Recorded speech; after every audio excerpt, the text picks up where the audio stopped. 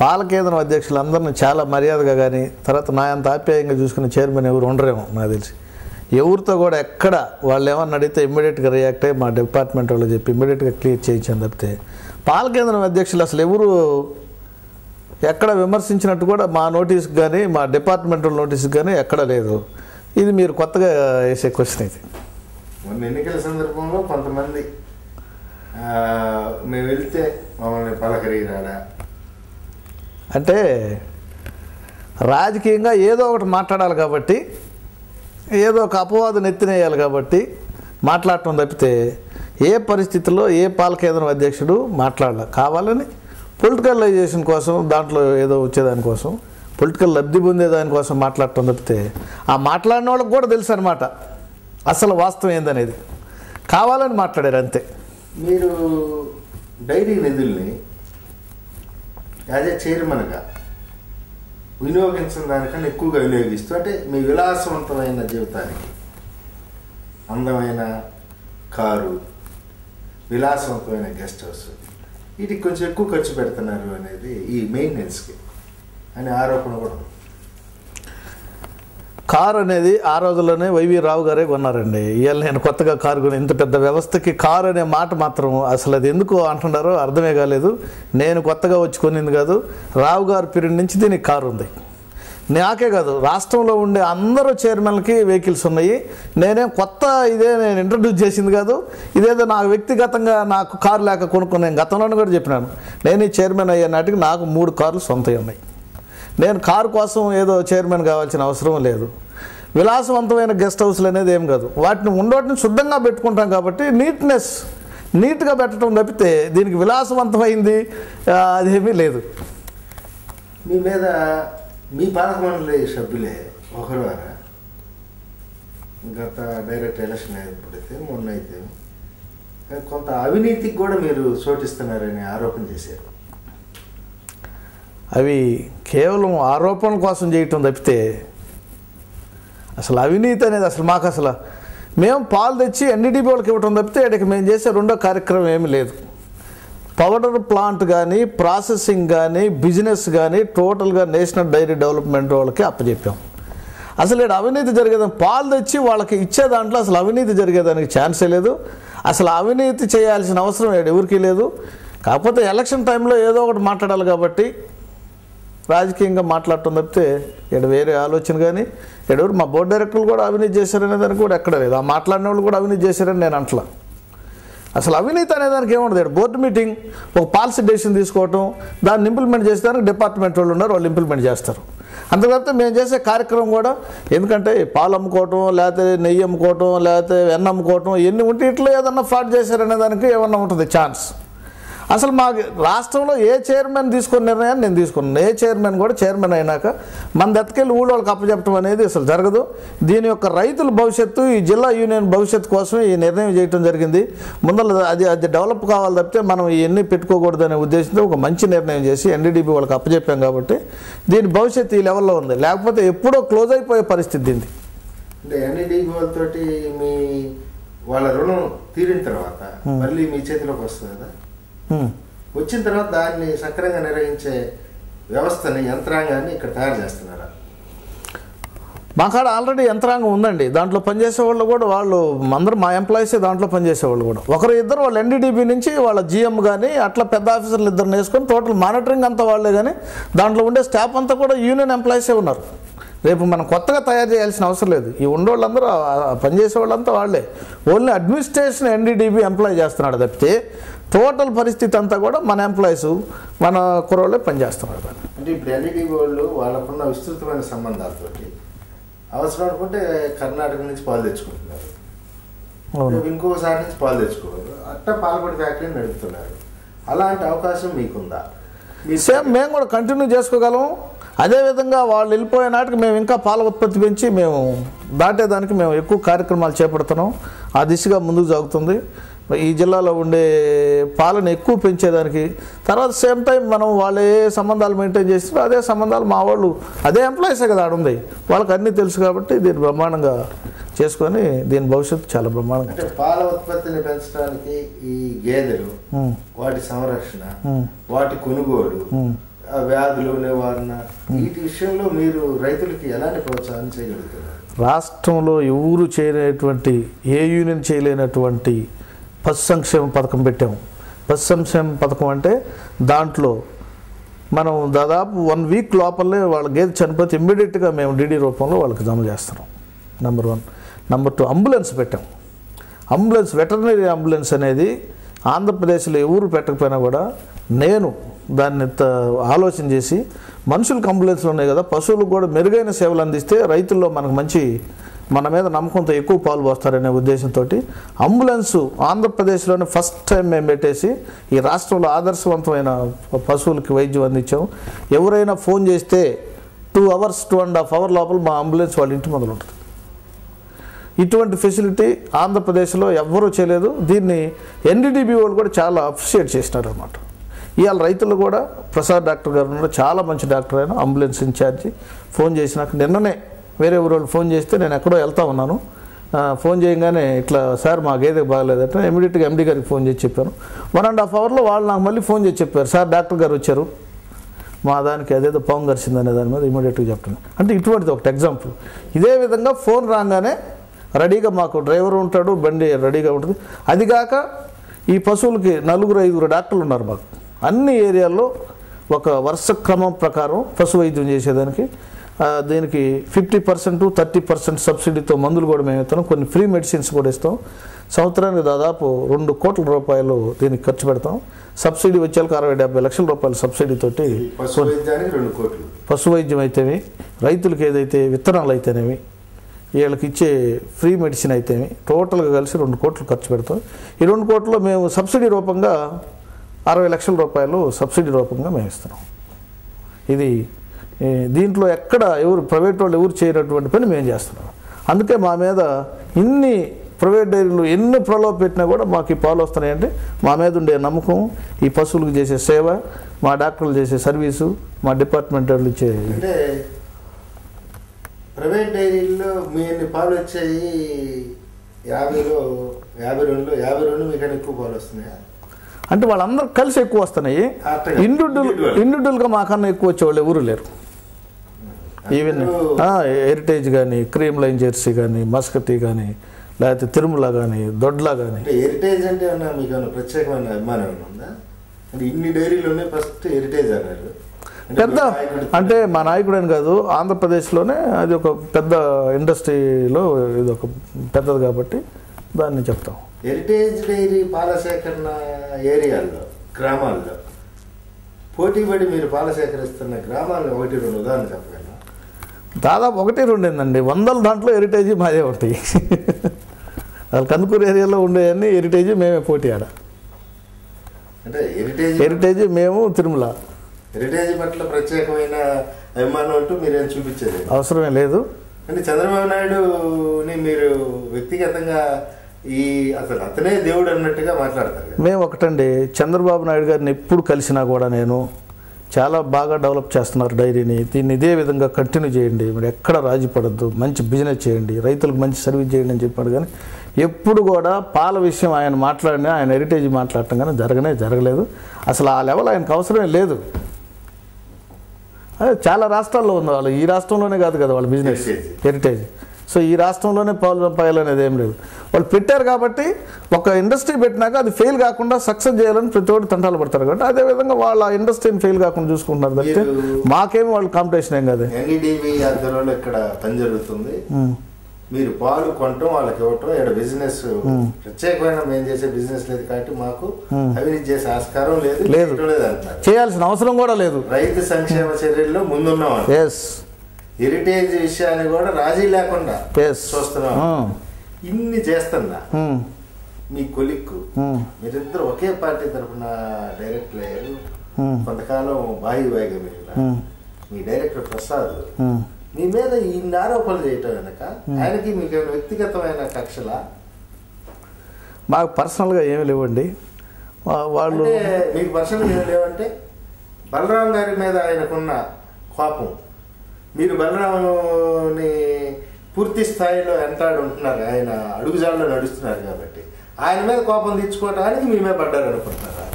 అట్లా కాదండి, గత ఎలక్షన్లో వాళ్ళు కాంగ్రెస్ పార్టీలో చేరారు కాబట్టి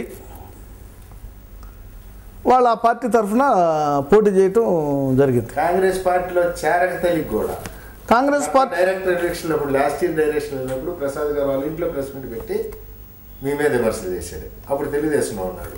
తర్వాత మీరు అంతా కలిసి డైరెక్టర్ ఏకగ్రహం ఎన్నుకున్నారు డైరెక్టర్ని. అప్పుడైనా కూడా ఆయనకు మీ మీద వ్యక్తిగత కోపం ఉండాలి, లేకపోతే బలరాం గారిని మీరు ఉన్నారు కాబట్టి అంటే బలరాం గారి మీద వాళ్ళకున్న కోపం మీకు శాపమైంది. నేను అది ఎందుకు కాదండి, అది వాళ్ళని అడగాల్సిన క్వశ్చన్, అది నన్ను అడగాల్సిన క్వశ్చన్ కాదు, అది వాళ్ళని అడగండి. అది మీరేమనుకుంటున్నారు? ఎవరు? నేనేమనుకోవట్లా. అది వాళ్ళు ఏ లెవెల్లో వాళ్ళు దేనికోసం మన మీద మాట్లాడుతున్నారు అనేది అది వాళ్ళు అడగాలి. ఈ కర్మ ఎందుకు బలరాం గారితో తిరగడం తగ్గిస్తే ఈ గోల్ లేకుండా పోయిద్దని ఏమన్నా అనుకుంటున్నారా? ఏమనుకుంటున్నారో నాకెట తెలుస్తుంది. మీరు నేననేది నేను అదేమనుకోవట్లా. రాజకీయాల్లో పోటీ చేసుకునేటప్పుడు ఎవరు ఇష్ట ప్రకారం వాళ్ళు ఉంటారు, ఎవరు గోల వాళ్ళది. రాజకీయాలు అయిపోయినాక మామూలు ఎలక్షన్లు అయిపోయినాక ఎప్పుడు మేము రాజకీయాలు పట్టించుకోలేదు. గతంలో 2 సార్లు ఎలక్షన్ జరిగింది.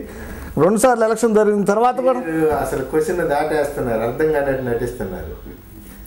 నేను చాలా క్లియర్గా చెప్తున్నాను. వాళ్ళని అడగాల్సిన క్వశ్చన్ నన్ను అడిగారు. మీరు మిమ్మల్ని ఏమడుగుతున్నా అంటే నేను బలరాం గారికి పూర్తిగా బలరాం గారి శిష్యుడిని, ఎస్ శివరాం కన్నా ఇప్పుడు నాకు బలరాం ముఖ్యం అన్నట్టు మీరు పోతున్నోళ్ళే మీ మీద కక్ష పెంచుకున్నారనే ప్రచారం అనుగుణంగా మీరు బలరాం గారికి దూరంగా ఉండే అవకాశం ఉందనే ప్రచారం జరుగుతుంది. సమస్య లేదు, అంత అవసరం నాకు లేదు. మేము బలరాం గారితోనే ఉంటాం, దానికి ఏమి ఇబ్బంది లేదు. తెలుగుదేశంలో ఎస్, అవుట్ ఆఫ్ తెలుగుదేశం అయినా అంతే. పార్టీ మారినా అవన్నీ వద్దు. ఎందుకు? బలరాం గారి మీద వాళ్ళకి ఎలాంటి దేశాలు ఉన్నా దాని ప్రభావం మేమే పడుతున్నా మీరు పార్టీ మీ నాయకుడిగా ఆయనతోటే నడుస్తాం. అంటే ఈ డైరీలో ఈ పాలక మండలి మీరు చెప్పే విధంగా బాగా పనిచేయటం కనుక ఆయన సూచనలు సలహాలు కూడా ఉన్నాయా? బలరాం గారి సూచనలు కూడా ఉన్నాయి. సేమ్ టైం శివరాం గారి డైరెక్షన్ కానీ, బలరాం గారి డైరెక్షన్ కానీ, జనార్దన్ డైరెక్షన్ కూడా ఈ మధ్య కొత్తగా దిగాడు. ఆయన చాలా దీని మీద మాట్లాడటం జరిగింది. ఆ రోజుల్లో పెద్ద ఆయన ఆంజనేయులు గారు పూర్తి స్థాయిలో చాలాసార్లు డైరీకి వచ్చేవాడు, పౌడర్ ప్లాంట్ విజిట్ చేశాడు. ఆంజనేయులు గారు మంచి ఆంజనేయులు గారు డైరెక్షన్ ఇచ్చినాడు. ఎక్కడ కూడా రూపాయి తాకుండా జాగ్రత్తగా పనిచేయి, చాలా మంచి పేరు వస్తుందని. అదే మాట మీదనే అదే పనే చేస్తున్నాం మేము. అంతే, ఈ మాట చాలా క్లియర్గా చెప్పాడు. వాళ్ళందరూ చేయకుండా అవినీతి లేకుండా మీరు కాంట్రాక్టర్గా కొన్ని గవర్నమెంట్ ద్వారా వ్యతిరేకతతో కొన్ని ఇబ్బందులు పడతా కొన్ని ఎలక్షన్లో అంత డబ్బుని ఎట్ట ఖర్చు చేయగలిగారు? ఏం ఖర్చు చేసాం? నిన్న జరిగిన నిన్న ఎలక్షన్లో మేమేం ఖర్చు చేసాం? అధికార పార్టీ వాళ్ళు ఖర్చు చేశారు. కానీ మాకు రైతులు ఉన్న క్రేజు, వాళ్ళు డెఫినెట్గా మమ్మల్ని గెలిపిస్తారని నమ్మకం నేను ఫస్ట్ నుంచే చెప్పాను. మంచి మెజార్టీతో గెలుస్తాం. మీరు అడిగినప్పుడు కూడా చెప్పాను, మేము మెజార్టీ తగ్గకూడదనే దానికోసం పనిచేస్తున్నాం తప్పితే గెలుపు దానికోసం పనిచేయట్లేదు అనేది మీరు అడిగిన రోజు కూడా చెప్పారు. అంటే క్యాంపులు నిర్వహించడానికన్నా ఖర్చు అయింది కదా. నేను స్థితిపరుండే, నాకేం అంత ప్రాబ్లం లేదు. నా టర్న్ ఓవర్ 20 crores అండి ఫర్ ఇయర్, నా పర్సనల్. ఎస్, అయితే ఏమైనా సరే ఒక దురదృష్టకర పరిణామం. ఎస్, దాని మాత్రం ఈ సహకార సంఘాల్లో డబ్బులు ఖర్చు డబ్బులతో లోపరుచుకోవడానికి చేసిన ప్రయత్నం అనేది ఆ విషయంలో మీరు 2 పార్టీలని ఖచ్చితంగా విమర్శించారు. ఎస్, మేము కూడా ఒప్పుకుంటాం, తప్పేది. ఎందుకంటే ఈ సహకార వ్యవస్థలో ఏ పరిస్థితుల్లో ఈ సహకార సంఘాన్ని సహకార సంఘంగా చూడాలి తప్పితే దీన్ని డబ్బుతోనో ఇంకోదాన్నో ముడిపెట్టి దీన్ని రాజకీయాలు చేయటం కూడా దీని యొక్క భవిష్యత్తుకి ఇబ్బందికరం. ఇటువంటి చేయటం అనేది మంచి పరిణామాలు కాదు. అంటే ఇప్పుడు ఎన్నికలు అయిపోయినాయి, మీకేమో డైరీ అధికారంలో ఉంది, వాళ్ళకేమో ప్రభుత్వం అధికారంలో ఉంది. మీరేమో డైరీ పరంగా మీకు సపోర్ట్ చేయని వాళ్ళ మీద కోపం చూపించుకోవచ్చు, వాళ్ళు ప్రభుత్వం నుంచి ఏమైనా ఇబ్బందులు పెట్టే ప్రయత్నం చేయొచ్చు.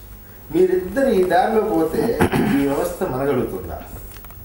ప్రభుత్వ పరంగా ఇబ్బంది పెట్టేది ఎప్పుడో 2005లోనే పెట్టారండి. అసెంబ్లీలో తీర్మానం చేసినారు, గవర్నర్తో ముద్ర వేయించినారు, మా డైరీని రద్దు చేశారు. కొత్తగా వాళ్ళు పెట్టే కష్టాలు ఏమీ లేవు దీనికి. మాకు ₹1 ప్రభుత్వం నుంచి ఇవ్వట్లేదు. మా రైతుల డబ్బులతోనే మేము జీతాలు ఇచ్చుకుంటున్నాం, మా రైతుల డబ్బులతోనే, మా పాల డబ్బులతోనే అన్నీ మేము మెయింటైన్ చేసుకుంటున్నాం. అందుకని ప్రభుత్వ పరంగా మాకు ఎక్కడ సహాయం లేదు. ₹1 వాళ్ళు ఎక్కడ సహాయం చేయట్లేదు. అందుకని మమ్మల్ని ఇబ్బంది పెట్టేదానికి ఏమీ లేదు. మామూలు అంటే మీరు ఇబ్బంది పెట్టేది అవకాశం ఉందా? అసలు మాకు ఆలోచనే లేదు, ఇబ్బంది పెట్టాల్సిన అవసరమే లేదు. ఎందుకంటే ఆ రోజు కూడా 70 మంది ఉన్నారు, ఇవాళ ఒక 5-6 పెరిగారు, దానికి ఇబ్బంది పెట్టాల్సిన అవసరం లేదు. ఈవెన్ మీకు పోటీ చేసిన వెంకటస్వామి గారు నాతో వచ్చి బ్రహ్మాండంగా మాట్లాడిపోతారు. దానికి దీనికి ఎటువంటి సంబంధం లేదు. ప్రకాశం జిల్లాలో ప్రధానమైన పంటల్లో ఒకటి పొగాకు, 2 పత్తి. పొగాకు రైతాంగంలో బోర్డు నుంచి కాస్త మంచి పేరు ఉన్న సమర్థవంత అధికారులు అమర్నాథ్ గారు, అంతవరకు ఓకే.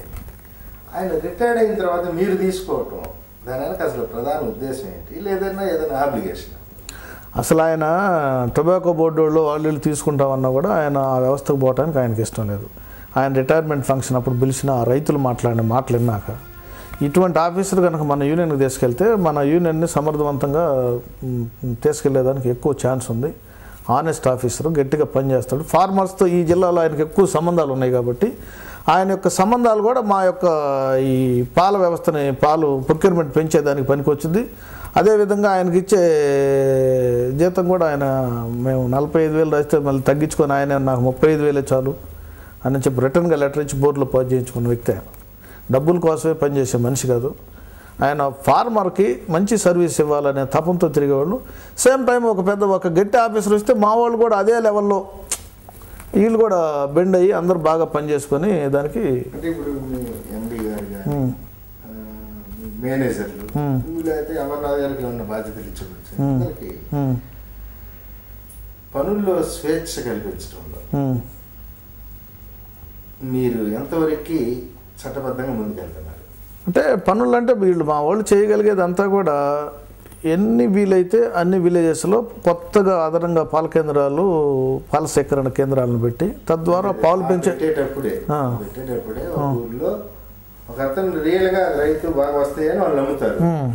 మీకు అవతల వాళ్ళు వచ్చి వాడికి ఇయ్యద్దు అంటారు. అట్టా ఇబ్బందులు పెట్టే అంటే ఈ మధ్యకాలంలో అసలు రావట్లా. ఎందుకంటే ఎవరో వచ్చి అసలు పాల కేంద్రం ఇప్పుడు బెత్తలాడి పెట్టుకుంటున్నాం మేము, అయ్యా మాకు పాలు పోయింది అనే పనిలో మేము ఉన్నాం. ఎవరన్నా వచ్చి వాళ్ళకు వద్దంటాం కానీ లేకపోతే అసలు అది లేదు. ఈ ప్రైవేట్ డైరీస్ గత రోజుల్లో మీరు చెప్పేది ఏంటంటే ఈ ప్రైవేట్ డైరీ లేని రోజుల్లో మా వాళ్ళే అచ్చంగా కేంద్రాలు ఉన్నాయి కాబట్టి ఈ ప్రాబ్లమ్స్ వచ్చేది. ఇలా అసలు మేము ఎవరు పాలు పోసినా పోయించుకుంటామని మా వాళ్ళు విలేజ్ క్యాంపులు పెట్టి బస్సులు పెట్టి తిరిగి అయ్యా మీరు పాలు పోయండి అని రిక్వెస్ట్ చేసే పనిలో మా వాళ్ళు ఉన్నారు తప్పితే ఎవరన్నా పాలు పోస్తే వద్దనే స్టేజ్లో మేము లేము. మా డిపార్ట్మెంట్ వాళ్ళు కానీ మా ఆఫీసర్లు కానీ వీళ్ళందరూ కొత్త కేంద్రం పెట్టేదానికి ఛాన్స్ దొరికితే హడావుడిగా మా వాళ్ళు వెహికల్ వేసుకొని పోయి వాడిని చిన్నగా బెత్తలాడుకొని పాలు తెచ్చుకునే పనిలోనే ఉన్నాను. అసలు ఆ సమస్య లేదు. ఇప్పుడు మీరు ఇంతగా దీంట్లో లేనమైపోయారు, మొన్న కూడా ప్రతిష్టాత్మకమైన విజయం సాధించారు. అంటే మీ రాజకీయ జీవితంలో ఇక్కడే ఉందామనుకున్నారా? భవిష్యత్తులో మీ తెలుగుదేశం కూడా యూత్ ప్రోత్సాహం, ఇన్ఛార్జీలు మార్చేసి కొత్త వాళ్ళకి స్థానం కల్పించాలని ఒక యాంగిల్లోకి వచ్చింది. అంటే భవిష్యత్తులో మీరు కందుకూరు నుంచి అసెంబ్లీ స్థానానికి పోటీ చేసేందుకు ఏమన్నా ప్రయత్నాలు ప్రారంభించారు? అంటే ఒకటండి, రాజకీయాల్లో ఏం జరుగుతాయి అనేది చెప్పలేము. ఒకటి.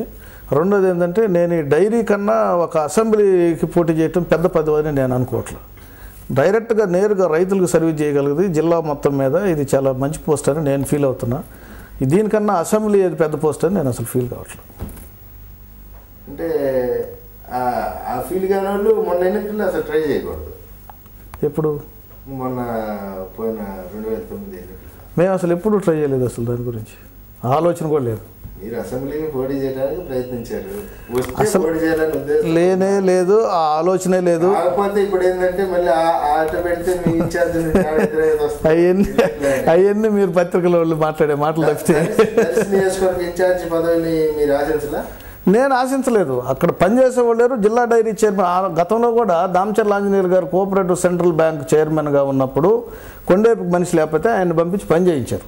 ఈ సహకార సంఘానికి అనాది నుంచి దర్శి ఎమ్మెల్యే అయ్యాడు, 2 సార్లు మంత్రి అయ్యాడు. మనం ఒక సహకార సొసైటీ అధ్యక్షుడు ఉన్నాం, దర్శిని ఎన్నుకుందాం, నెక్స్ట్ ఎన్నికల్లో అవకాశం వస్తే గెలిచి మంత్రి అంటే ఆలోచన నాకు లేదు. పార్టీకి పనిచేసేదానికి మీటింగ్లు వాటికి కావాలని బలరాం గారు చెప్పడంలో దాంతో మేము పనిచేసేదానికి పోయాం. అంతేగాని ఏది ఆశించాల్సిన అవసరం లేదు. నేను ఒకటే చెప్తున్నా, ఈ డైరీ కన్నా పెద్ద పదవి ఎమ్మెల్యే కాదు. 100% ఈ డైరీ జిల్లాలో మంచి పోస్ట్ ఇది. దీంతో నేను చాలా సంతృప్తిగా ఉన్నాను. శాశ్వతంగా ఉండాలని నేను కోరుకోవట్లా. మనం ఉన్న నాళ్ళు సక్రమైన రీతిలో దీన్ని నడిపించి మంచి పేరు తెచ్చుకోవాలనే కాన్సెప్ట్తో మేము పనిచేస్తాం. డైరీ చైర్మన్ అంటే ఈ 4-5 ఏళ్ళలో చేసిన దానికన్నా రానున్న కాలంలో మీరు చేస్తానని విశ్వసిస్తున్నా డైరీ అభివృద్ధి సంబంధించి కొన్ని అంశాలని. అంటే ఒక్కటండి, దీంట్లో పాలు కొనుక్కునే వాళ్ళకి మంచి పాలు అందించాలనేది కాన్సెప్ట్ డైరీకి ఉండాలి. అందుకని ఈ జిల్లాలో దాదాపు 20 నుంచి 30 సెంట్రల్ బల్క్ కూలర్లు పెట్టి స్వచ్ఛమైన పాలు, ఎందుకంటే బల్క్ కూలర్లో దగ్గరగా అనుకుంటే మంచి పాలు వస్తాయి, సేమ్ అవి డిస్టర్బ్ కాకుండా ఒంగోలు తెచ్చుకునే బల్క్ కూలర్లో పెట్టుకోగలగాలనేది మా కాన్సెప్ట్ అండి. దానికి గాను ఒక పథకం రచించాం. 35 ఎక్కలు బల్క్ కూలర్లు పెట్టాలి ఈ జిల్లాలో. ఈ 35 ఎక్కల బల్క్ కూలర్ నుంచి మనం పాలు తెచ్చేస్తే మంచి టేస్ట్ ఉంటాయి. ఎవరు ప్రైవేట్ వాళ్ళు ఎంతమంది పెట్టినా పోటీ తట్టుకోలేరు. పాలు టేస్ట్ని బట్టే కొంటారు తప్పితే పాలు టేస్ట్ లేదు కొనలేరు. ఆ విధంగా పాలు కొనుగోలుదారులకి మంచి సర్వీస్ అందియాలనేది ఒకటి.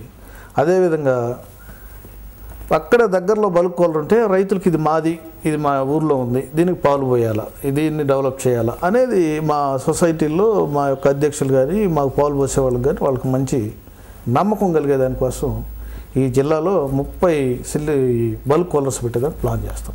దాంతో ఎన్డీడీబీతో ఒకసారి మాట్లాడటం జరిగింది. దాని దశలోనే ఒక 4 పెట్టారు, ఇంకో 4 శాంక్షన్ అయ్యింది. ఆ తర్వాత కూడా ఈ 30 కూడా శాంక్షన్ ఇచ్చేదానికి ఈ నెలలోనే వచ్చే నెలలోనే మీటింగ్ పెడదాం అనేది వాళ్ళు కూడా అన్నారు. ఈ మీటింగ్లో ఫైనలైజ్ చేస్తాం. ఇది ఈ డైరీకి ఇది ఒక అసెట్ లాంటిది. దీని ద్వారా మనం పాల సేకరణ కూడా పెంచుకోవచ్చు. తద్వారా ట్రాన్స్పోర్టేషన్ తగ్గిపోద్ది. ట్రాన్స్పోర్టేషన్ తగ్గి మంచి మిల్క్ వస్తే మనం ఆ మిగిలే రూపాయి కూడా రైతుకు నేరుగా వెళ్ళిపోద్ది. తద్వారా రైతుకు మంచి సర్వీస్ అందించవచ్చు. అది ఒకటి. ఈ జిల్లాలోనే 60-70 వేలు సేల్స్ పెంచుకోవాలని, బయట ప్రాంతాలకు కూడా పాలు పంపి ఈ సేల్స్ని బాగా గణనీయంగా పెంచాలని, 1,00,000 లీటర్లు తీసుకెళ్ళి అమ్ముకోగలిగితే ఇంకా అదనంగా రేటు ఆ వచ్చే డబ్బుల్ని ప్రతి లీటర్కి ఇంకొక రూపాయి మిగులుతుంది. కాబట్టి ఆ రేటు కూడా నేరుగా మనం రైతులకు ఇస్తే ప్రతిసారి కూడా రైతుకు మంచి రేటు వెళ్ళిపోయిన నాళ్ళు మన వ్యవస్థ బాగుంటుంది అనేది నా యొక్క కాన్సెప్ట్. చివరిగా 2 అంశాలండి. ఒకటి, ప్రకాశం జిల్లాలో కాంగ్రెస్ పార్టీలో కొంతమంది మీరు మాట్లాడగలిగినారు, కొంతమంది ద్వేషిస్తున్నారు, వ్యతిరేకం. సేమ్ అదే కాంగ్రెస్ పార్టీలో తెలంగాణలో ఉన్న మంత్రులు కానీ ఎమ్మెల్యేలు అందరూ మీకు మిత్రులు. ఇక్కడేమో శత్రువులు, అక్కడ మిత్రులు. రెండోది, పార్టీ రాజకీయాల్లో కూడా మీరు అదేదో కానీ మహిళా నాయకులతోటి చాలా స్నేహపూర్వక సంబంధాలు ఉంటాయనేది మీ క్యాడర్ అనుకునేది. కాంగ్రెస్ పార్టీ తెలుగుదేశం పార్టీ అనేది కదండి. ఫ్రెండ్స్ అనేవాళ్ళు అన్ని పార్టీల్లో ఉంటారు. రాజకీయాలు వేరు, ఫ్రెండ్షిప్ వేరు. అదేవిధంగా ప్రకాశం జిల్లాలో కూడా నాకు అందరూ చాలామంది ఎక్కువ ఫ్రెండ్స్ ఉన్నారు. దాంట్లో కాంగ్రెస్లో ఉన్నారు, తెలుగుదేశంలో ఉంటారు. నేను తెలుగుదేశం పార్టీ అయినంత మాత్రాన్నే ఫ్రెండ్స్ అనేవాళ్ళు ఎక్కడైనా ఉండకూడదు అనేది ఏముంది. ఇప్పుడు ఈ జిల్లాలో ఉంది. ఒకవేళ ఏదో నాకు కందుకూరు వాళ్ళు నన్ను గట్టిగా ఆ నియోజకవర్గం కాబట్టి శత్రువుగా గట్టిగా చూసుకుంటారు. తర్వాత జిల్లాలో నన్ను ఎవరు పెద్ద శత్రువుగా ఎవరు చూస్తున్నారు నేను అనుకోవట్లా. అదేవిధంగా తెలంగాణలో కూడా నాకుండే ఫ్రెండ్స్ వాళ్ళు అన్ని పార్టీలో ఉన్నారు, తెలుగుదేశంలో ఉన్నారు, కాంగ్రెస్లో ఉన్నారు. సో ప్రత్యేకించి ఏంటంటే పార్టీ పరంగా సీరియస్గా తెలుగుదేశంలో మేము ఉన్నాం కాబట్టి మా పార్టీ విధి విధానాలతోటి మేము ముడిపడి ఉంటాం. అంతేగాని దాంతో వేరే వాళ్ళు ఫ్రెండ్స్ ఉండకూడదు అనేది ఏముంది. కమ్యూనిస్టులు ఫ్రెండ్స్ ఉంటారు, టీఆర్ఎస్లో ఫ్రెండ్స్ ఉంటారు, సేమ్ టైం తెలుగుదేశంలో అందరూ మిత్రులు ఉంటారు, కాంగ్రెస్లో కూడా ఉంటారు. అంటే ఉండొచ్చు, కానీ ఆ సంబంధ బాంధవ్యాలు మెయింటైన్ చేయటం కాంట్రాక్టులకే ప్రత్యేకమైన వరం. అది కాంట్రాక్టర్ అంటే ఇప్పుడు కాంట్రాక్టర్ నేను కూడా సరిగ్గా చూడలేదు, అన్నీ మా తమ్ముడే చూసుకుంటున్నాడు. తమ్ముడే అన్న అనేది ఇది చెప్పుకోవడానికి, కానీ అంటే మీ తమ్ముడిని అంటారు అందరూ, మిమ్మల్ని అనేది కాంట్రాక్టర్లు అనేది కాదు. మేము ఒక్కొక్కరు క్యారెక్టర్ని బట్టి ఉంటుందండి. కాస్త ఓర్పుగా ఉండాలనే మనస్తత్వం నాది. ప్రతిదానికి ఫీల్ కాను నేను. వీలైనంత వరకు సెన్సిటివ్గా తీసుకో.